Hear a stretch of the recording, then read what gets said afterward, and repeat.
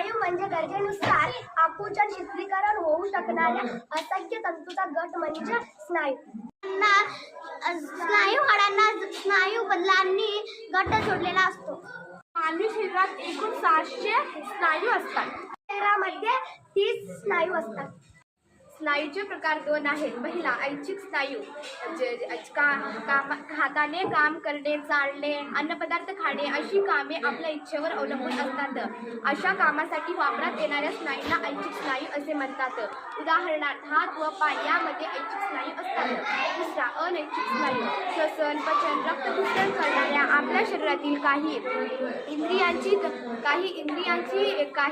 इंद्रियांची कामे आपल्या इच्छेवर अवलंबून नसतात.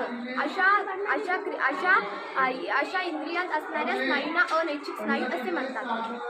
निरोगी व्यक्तीच्या शरीराच्या सुमारे 40% वजन स्नायू असतात. स्नायूचे प्रकार. अस्थि स्नायू. या स्नायूंची दोन्ही टोके दोन वेगवेगळ्या हाडांना जोडलेली असतात. उदाहरणार्थ हातांची, पायांची. दुसरा हृदयाचे स्नायू. हे स्नायू हृदयाचे आकुंचन व शिथिलीकरण घडून आणतात. दुसरा मृदू स्नायू.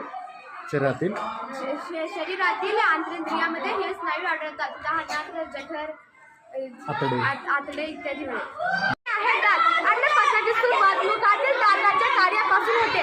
दाताचे मुख्यत्वे पेटाशीचे उपदाडा असे प्रकार असून प्रत्येकाचे वैशिष्ट्यपूर्ण असे काम असते. प्रत्येक दातावर ॲनिमल हा कठीण आवरण असतो. ॲनिमल हे कॅल्शियमच्या चुनापासून बनलेले असते. तसेच प्राणीमध्ये डायलिन आम्हाला नावाचे विकार असते.